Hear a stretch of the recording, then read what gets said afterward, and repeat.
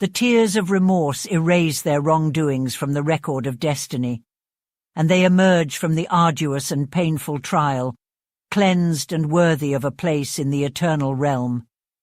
Yes, my young friends, tears of compassion will be shed for Valerie's fate, while the name of La Rue will be despised and reviled. For Valerie, our souls are filled with sympathy; for La Rue, they are consumed by horror and contempt.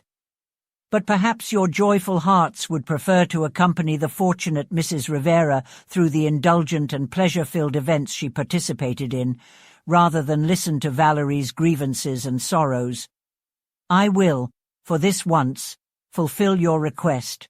I will, for this occasion, join her in the midnight revels, dances, and joyous gatherings in which she frequently found herself. I previously mentioned that she possessed a beautiful appearance. Let us also acknowledge that she was surrounded by opulence and wealth. Those who possess even a small understanding of the world would not be surprised, regardless of the flaws in her behavior, that she was followed by men and sought after by women. In short, Mrs. Rivera was adored by all. She dictated the trends, was toasted by every gentleman, and imitated by every lady. Colonel Rivera, on the other hand, was a family-oriented man. Could he find happiness with such a woman? Impossible. Protesting was useless. He might as well have preached to the winds, as try to convince her to refrain from any action, no matter how absurd, that she had set her mind on. In short, after a futile struggle, he gave up the attempt and left her to pursue her own desires. I believe the reader has already witnessed enough of her character to form a fair understanding of what those desires were. Among the many who worshipped her, she chose one, a young officer of humble origins, average education, and limited intellect. How such a man entered the military remains a mystery, and how he later achieved positions of honor is equally perplexing and astounding. But luck is unpredictable, and so are those who often determine its distribution. Otherwise, why do we witness fools and scoundrels at the pinnacle of success, while deserving individuals sink into the depths of despair? We could speculate endlessly on this matter without ever arriving at the truth. Therefore, let us strive to earn fortune's favor, regardless of the outcome. We shall experience a greater sense of inner fulfillment than the countless unworthy souls who bask in her favor. But let us return to Mrs. Rivera. This young man, whom I shall refer to as Corydon, held a special place in her heart. He accompanied her to the theatre, danced with her at every ball, and when illness prevented her from going out, he alone had the privilege of alleviating the gloomy solitude she was confined to. Did she ever think of poor Valerie? If she did, my dear miss, it was only to mock the poor girl's lack of courage in agreeing to be isolated in the countryside while Montraville enjoyed all the delights of a vibrant, indulgent city. Upon learning about his marriage, she said with a smile, well, that's the end of Madame Valerie's hopes. I'm curious to know who will be her next partner, or what will happen to the seemingly pretentious young lady. But since you've brought up the topic, I believe it's only fair to discuss the troubled Valerie again, and not follow the example of the insensitive Mrs. Rivera, who disregards the needs of others. Chapter 29. Valerie's strong constitution fought against her illness, and she began to slowly recover, although she still struggled with severe sadness. How much worse must that sadness have become when she examined her meager funds and found herself left with only one lonely dollar. During her sickness, the expenses of an apothecary and nurse, along with other unavoidable costs, had plunged her into debt, and she saw no way to free herself from it. Any faint hope she had of receiving help from her parents had completely vanished, as it had been over 4 months since she sent her letter and received no response. She now believed that her actions had either completely turned her parents against her or broken their hearts, and she could no longer hope to receive their support and love. Never had anyone desired death more fervently or had a more valid reason. But she had a deep understanding of her Christian faith and would not attempt to end her own life. "I just need to be patient a little longer," she would exclaim, "and nature, exhausted and weak, will rid itself of this burdensome mortal existence, and I will be freed from all my suffering." It was a bitterly cold and stormy day in late December when Valerie sat by a small fire, unable to afford more fuel due to her dire financial situation. Being cautious with what little she had left, she was startled by the unexpected entrance of a farmer's wife, who promptly took a seat and began her peculiar speech. "I've come to see if you can pay your rent because we've heard that Captain Jackson has disappeared, and it's highly unlikely he'll return unscathed. So, miss, or ma'am, or whatever you may be, as I was discussing with my husband, where are we supposed to find our money?" Valerie was completely caught off guard by this revelation. She was so inexperienced with the ways of the world that she had never even considered the payment of rent. While she knew she owed a significant amount, it had never been counted among her other obligations. She was utterly shocked and struggled to find a suitable response. However, she needed to say something, believing that honesty about her dire circumstances and the unlikelihood of her ever being able to repay anyone would garner sympathy. She decided to candidly explain her situation to the woman in hopes of winning her favor. Unfortunately, Valerie's understanding of human nature was limited, or else she would have realized that in order to secure the friendship and assistance of those around you, you must make them believe that you don't need it. Once the terrifying spectre of distress and poverty emerges, with its ability to turn anyone who looks upon it to stone, like Medusa's head, any semblance of friendship that once sought our attention will evaporate into thin air, leaving the world before us desolate. I beg your pardon, benevolent spirits, whose kind smiles and generous gestures have adorned many a thorny path I've had to tread due to my unfortunate destiny. Please do not think that in criticizing the callous nature of the human heart, I forget the source from which all my comforts flow. Oh no, I regard you as radiant constellations, gathering even more brilliance from the surrounding darkness.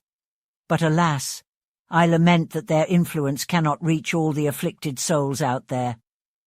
Indeed, Madame, Valerie said in a trembling voice, I am unsure of what to do.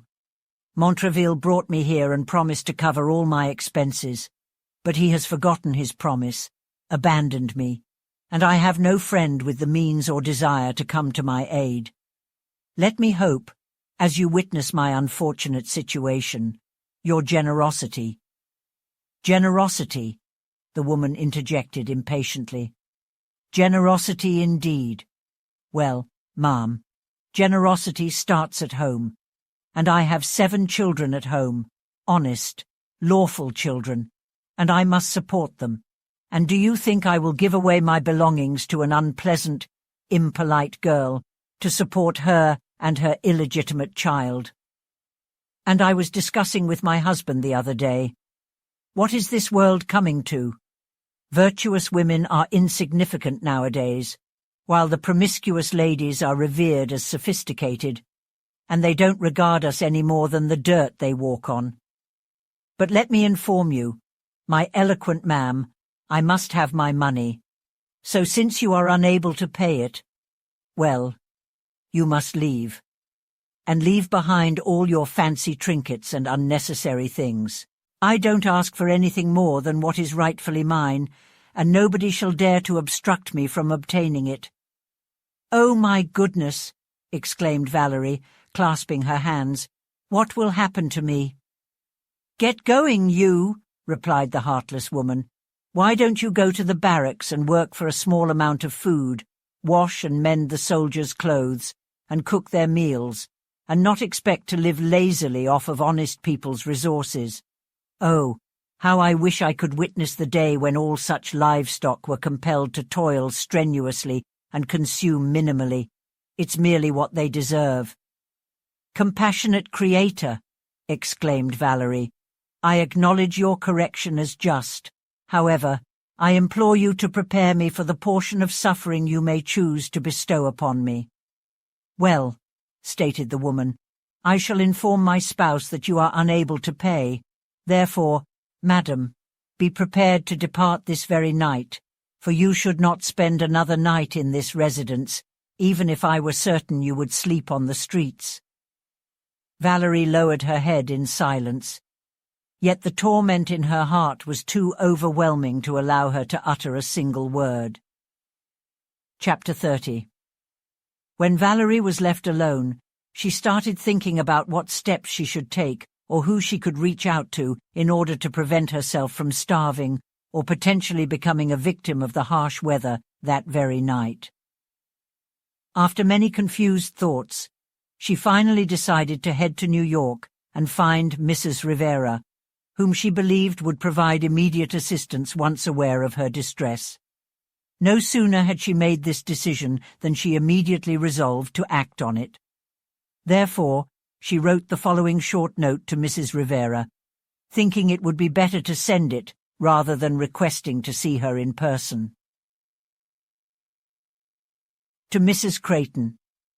Madam, when we left our home country, that beloved and happy land that now holds all that is important to the miserable Valerie, our future prospects were the same. Pardon me, madam, if I say that we both too easily followed the desires of our untrustworthy hearts and placed our happiness on a tumultuous ocean, where mine has been wrecked and forever lost. You have been more fortunate. You are married to a man of integrity and kindness, bound by the most sacred commitments, respected, esteemed, and admired, surrounded by countless blessings that have abandoned my heart, never to return. Alas, sorrow and deep regret have taken their place. Look at me, madam, a poor forsaken wanderer with nowhere to rest my weary head, lacking the means to satisfy my basic needs or protect myself from the harsh weather. I plead to you. I seek your pity and assistance. I do not ask to be accepted as a close friend or an equal. Only for the sake of charity, please welcome me into your welcoming home, assign me the humblest room, and let me offer prayers for your happiness until my last breath. I know I cannot endure much longer under the weight of the countless misfortunes that befall me. But oh, my dear madam, for the love of heaven, do not let me perish on the streets. And when I find peace, as I soon shall, please extend your compassion to my helpless child, should it be heaven's will that it survives its sorrowful mother. A glimmer of hope shines upon my darkened soul as I realize that you will not deny protection to the heartbroken. Charlotte. After Valerie finished this letter, even though it was late in the afternoon and the snow was falling heavily, she packed up a few necessities that she had prepared for her upcoming childbirth. Terrified of facing further insults from her cruel landlady, which wounded her spirit more than the storm or darkness, she set out for New York. Some may wonder if Valerie had any valuable possessions that she could have sold to support herself until Mrs. Henderson's return, when she would have received compassionate and supportive care. However, let me remind these astute individuals that Valerie left England in such a hurry that she had no time to purchase anything beyond what was immediately needed for the voyage. Furthermore, after arriving in New York, Montreville's affection quickly waned, so her entire wardrobe consisted only of essentials. As for trinkets that enamored lovers often bestow upon their mistresses, she had none except for a simple gold locket of little value which contained a lock of her mother's hair. Even in the direst circumstances, she would never have been compelled to part with it. "I hope," sir, that your doubts regarding the plausibility of my story have now been dispelled." "Ah, they have. Very well then. With your permission, I shall continue." The distance from the house where our suffering heroine resided to New York was not very far, but the snow was falling rapidly and the cold was so intense that she found herself almost freezing and exhausted before she reached the city. Her clothes, which were only suitable for the summer season, consisted of a casual white muslin dress that was now soaking wet, along with a light black coat and hat that were completely inadequate for such a cold climate. In this predicament, she arrived in the city and asked a soldier she encountered for directions to Colonel Rivera's house. "Oh, my dear lady," said the soldier with a voice filled with compassion, "I will gladly show you the way, but if you're planning to make a request to Madame Rivera, I assure you it will be in vain. If you'd like, I can take you to Mr. Patton's house instead. Although Miss Julia is now married and gone, the old gentleman is very kind." "Julia Patton," Valerie said. "Isn't she married to Montreville?" "Yes," the soldier replied, "and may God bless them. Montreville is truly an exceptional officer, so good to all of us, and as for Miss Julia, she was almost worshipped by all the poor people." "Good heavens!" Valerie exclaimed. "Is Montreville unjust to anyone but me?" The soldier then directed her to Colonel Rivera's door, and with a pounding heart, she knocked for entry. Chapter 31. When the door was opened, Valerie, in a voice barely able to form words due to the freezing temperature and her intense emotional distress, asked if Mrs. Rivera was present.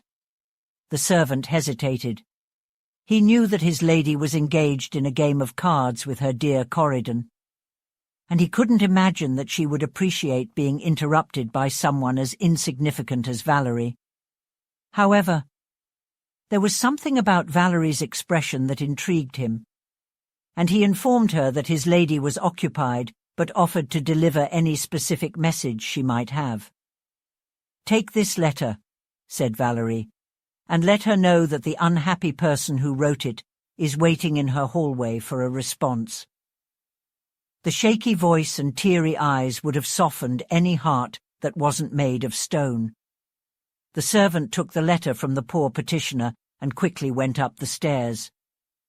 "A letter, ma'am," he said, presenting it to his lady. "It requires an immediate response." Mrs. Rivera casually skimmed over the contents. "What is this nonsense?" she exclaimed arrogantly. "Haven't I told you countless times that I don't want to be bothered by beggars and requests from people I know nothing about? Go tell the woman that I can't do anything about it. I'm sorry, but I can't help everyone." The servant bowed and returned with this cold message for Valerie. "Surely," she said, "Mrs. Rivera hasn't read my letter. Please, my good friend, go back to her and tell her that Valerie Temple, who seeks shelter from the harsh weather under her hospitable roof." "Please, don't bother me a man," Mrs. Rivera impatiently cried as the servant pleaded on behalf of the distressed girl. "I tell you, I don't know her." "Not know me," cried Valerie, bursting into the room as she had followed the servant upstairs. "Not remember Valerie Temple, whose life was ruined because of you. Perhaps I could still have been innocent and happy if not for you. Oh my goodness, LaRue, this is absolutely unbelievable," exclaimed Valerie in shock. "I swear, miss," responded the heartless woman boldly, "this is an incredibly strange situation that I cannot comprehend. Carl," she continued, addressing the servant, "this young woman is clearly out of her mind. Please, take her away. She is terrifying me to death." "Oh, my God!" cried Valerie, clasping her hands in despair. "This is too much.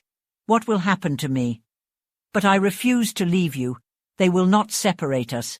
I beg you, on my knees, to save me from freezing to death on the streets. If you have truly forgotten me, please, out of the kindness of your heart, shelter me from the bitter cold of winter tonight." Valerie's desperate plea, kneeling before them, could have softened even the coldest heart. But Mrs. Rivera remained unmoved. Valerie recounted the times they had spent together in Chichester, their journey on the same ship, and even mentioned the names Montreville and Belcourt. But it was all in vain. Mrs. Rivera could only express regret for Valerie's recklessness and refused to risk her own reputation by giving shelter to a woman in such a predicament. Besides, she feared the trouble and expenses that might befall her husband if she allowed a woman like Valerie into their home. "At least I can die here," Valerie whispered. "I feel that I won't survive this terrible conflict for much longer. Merciful Father, let me end my life here." Overwhelmed by her anguish, Valerie collapsed unconscious onto the floor. "Get her out of here," ordered Mrs. Rivera. "She is truly scaring me to the point of hysteria. Take her away immediately." "And where should I take the poor girl?" asked the servant with a compassionate voice and expression. "Anywhere," she snapped. "Just never let me see her again. I declare she has overwhelmed me, so I won't be myself again for the next 2 weeks." Carl, with the help of his fellow servant, lifted and transported her downstairs. "Poor soul," he said, "you won't be left on the street tonight. I have a bed and a small humble abode where my wife and her little ones sleep, but they will stay awake tonight, and you will be protected from harm." They placed her in a chair, and the kind-hearted man, aided by one of his companions, carried her to the location where his wife and children resided. A doctor was called for. He bled her. She showed signs of coming back to life, and just before dawn, she gave birth to a baby girl. After this incident, she remained in a state of stupor for several hours, and if she ever spoke, it was with a rapidity and incoherence that clearly demonstrated the complete loss of her sanity. Chapter 32. The reader of sensitivity may be surprised to discover that Mrs. Rivera could adamantly deny any knowledge of Valerie. It is only fair that we explain her behavior to some extent. She had always been fully aware of Valerie's superior intelligence and virtue. She knew that she had never deviated from righteousness, except due to her misguided teachings and poor example. Her husband was still unaware of these things, and she did not wish for him to be exposed to that part of her behavior, as she had reason to believe that she had already lost a significant amount of the influence she once held over him. She was filled with fear while Valerie was in the house, in case the colonel were to return. She vividly remembered how much he seemed to favor Valerie during their journey from England, and she had no doubt that if he were to witness her present distress, he would offer her a place of refuge and protect her to the best of his abilities. In this case, she was afraid that Valeria's vulnerable state might reveal to the colonel her involvement in the distressed girl's elopement, and she understood that the differences in their behavior would not reflect well on her. If she had thought about it more carefully, she would have protected the poor girl and ensured her silence through repeated acts of kindness. However, vice often blinds its followers, and they reveal their true nature to the world when they try their hardest to maintain appearances. This was exactly what happened with Mrs. Rivera. Her servants had no hesitation in mentioning their lady's cruel treatment of a poor, mentally ill person who sought her protection. Everyone condemned her heartlessness. Even Corridon thought that she could have at least arranged for the person to be taken care of. But he didn't dare to suggest it to her because he depended on her favor and received large sums of money from her extravagant generosity, despite his own financial struggles. So, it's not surprising that he didn't want Mrs. Rivera to be very generous towards the suffering supplicant. However, Vice had not completely hardened his heart, and Valerie's sorrows found a vulnerable spot within him. Valerie had now been with her compassionate rescuers for 3 days, but she was completely unaware of her surroundings. She constantly raved about Montreville and her father, not realizing that she was a mother or paying any attention to her child except to ask whose it was and why it hadn't been returned to its parents. "Oh," she exclaimed one day, startled by the sound of the baby crying. "Why do you insist on keeping that child here? I'm certain you wouldn't if you knew how difficult it is for a mother to be separated from her baby. It feels like tearing the threads of life apart. Oh, can you see the terrible sight that I now witness? My dear mother stands, her poor chest bleeding from every vein, her kind and loving heart torn into 1,000 pieces, all because of the loss of a ruined, ungrateful child. Save me from her disapproval. I truly cannot, I truly dare not speak to her." These horrifying images haunted her troubled mind, and her health was rapidly deteriorating under a terrible illness that medicine could not cure. The doctor who attended to her was compassionate. He used all his abilities to save her, but he saw that she lacked many necessities and comforts that her kind host's poverty prevented him from providing. Therefore, he decided to inform some of the officers' wives about her situation and attempt to gather donations for her relief. When he returned home after making this decision, he received a message from Mrs. Henderson, who had just arrived from Rhode Island, asking him to visit one of her sick children. "I do not know," he said as he hurried to obey the request. "I do not know a woman to whom I could turn with more hope of success than Mrs. Henderson. I will try to gain her support for this poor girl. She needs the comforting solace of friendship. Perhaps we can save her. We will at least try." "And where is she?" exclaimed Mrs. Henderson after the doctor had prescribed something for the child and told his touching story. "Where is she, sir? We will go to her immediately. May heaven forbid that I ignore the cries of humanity. Come, we shall go this very moment." Then, taking hold of the doctor's arm, they set off to find the dwelling that housed the dying Valerie. Chapter 33. When Mrs. Henderson stepped into the apartment of the unfortunate individual, she recoiled in shock. On a miserable bed, without curtains and poorly covered, lay the skinny figure of what still appeared to be a beautiful woman, although illness had changed her features so much that Mrs. Henderson did not recognize her at all. In one corner of the room, there was a woman washing, and 2 healthy but scantily dressed children huddled by a small fire. The baby was sleeping next to its mother, and on a chair by the bedside, there was a bowl and wooden spoon with a little porridge, as well as a teacup with about 2 spoonfuls of wine. Mrs. Henderson had never seen such extreme poverty before. She couldn't help but shudder and exclaimed, "Oh, my goodness," as she leaned on the back of a chair, feeling like she might collapse. The doctor regretted bringing her into this heart-wrenching scene so abruptly. But there was no time for apologies. Valerie heard the sound of her voice and, almost jumping out of bed, cried out, "Angel of peace and mercy, have you come to rescue me? Oh, I know you have, because every time you were near me, I felt relieved of half my sorrows. But you don't know me, and even though I can't remember your name right now, I recognize that kind face and the gentleness of your voice that has comforted the wretched Valerie so many times." As Valerie spoke, Mrs. Henderson had sat on the bed and taken one of her hands. She looked at her closely, and upon hearing the name Valerie, she fully understood the terrible situation. A sudden sickness came over her.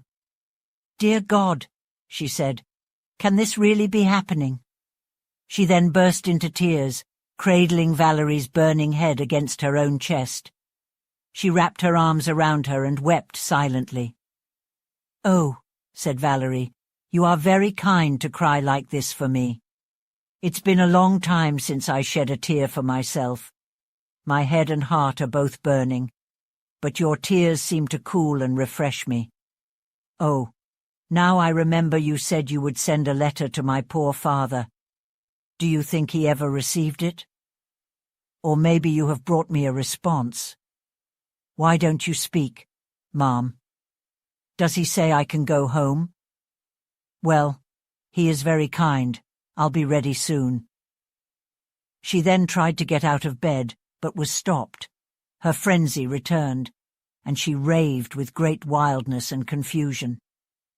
Mrs. Henderson realized it was impossible to move her, so she focused on making the room more comfortable and finding a proper nurse for both mother and child. After learning about Valerie's unsuccessful attempt to seek help from Mrs. Rivera through honest Carl, Mrs. Henderson generously rewarded him for his kindness and went home with a heavy heart, but also relieved that she had fulfilled her duty towards a distressed fellow human. Early the next morning, she visited Valerie again and found her somewhat calmer. She called her by name, thanked her for her kindness, and when her child was brought to her, she held it in her arms, wept over it, and referred to it as the result of disobedience. Mrs. Henderson was pleased to see Valerie improving and began to hope that she might recover and, despite her past mistakes, become a valuable and respected member of society. However, these hopeful thoughts were shattered when the doctor arrived. He said that nature was making its final effort and that within a few hours, the unfortunate girl would likely be laid to rest. When asked how she was feeling, Valerie replied, "Why, better, much better, doctor. I hope I have little more to suffer now. Last night, I finally managed to get a few hours of sleep, and when I woke up, my memory came flooding back. I am fully aware of my weakness, and I know that I don't have much time left to face my sorrows. I have humble confidence in the mercy of the one who sacrificed himself to save the world. I trust that my sufferings in this mortal state, along with my sincere repentance, have erased my wrongdoings from the sight of my offended Creator. I only have one worry, my dear child. Father of mercy," she continued, raising her eyes, "in your infinite goodness, please ensure that my sins don't harm my innocent child. May those who taught me to disregard your laws be forgiven. Please don't hold my offences against them, I beg you, and shower your greatest blessings upon those whose compassion has comforted my tormented heart, and made even the bed of pain and illness bearable." She was exhausted after this passionate appeal to the mercy of the heavens, and though her lips continued to move, her voice became inaudible. She lay in a daze for some time and then, regaining her strength, weakly squeezed Mrs. Henderson's hand and asked for a clergyman to be summoned. When he arrived, she wholeheartedly participated in the religious ceremony, frequently mentioning her ingratitude towards her parents as the heaviest burden on her conscience. After fulfilling her final sacred duty and preparing to lie down, a commotion at the front door prompted Mrs. Henderson to open it and inquire about the reason. A man, who appeared to be around 40 years old, stood before her and asked for Mrs. Henderson. "That's me, sir," she replied. "Oh, then, my dear madam," he cried, "please tell me where I can find my poor, ruined, but remorseful child." Mrs. Henderson was surprised and affected. She didn't know what to say. She anticipated the pain this conversation would cause Mr. Temple, who had just arrived to find his Valerie, and yet understood that her father's forgiveness and approval would bring comfort even in the face of death for his daughter. She hesitated. "Tell me, Ma'am," he cried desperately. "Tell me, I beg you, is she alive? Will I see my beloved once more? Maybe she is in this house. Lead me to her, so that I may bless her, and then lie down and die." The passionate way in which he spoke caused him to raise his voice. It caught Valerie's attention. She recognized the beloved sound and let out a loud scream as Mr. Temple entered the room. "My beloved father. My long-lost child." They couldn't bear any more, and both collapsed lifeless into the arms of those attending.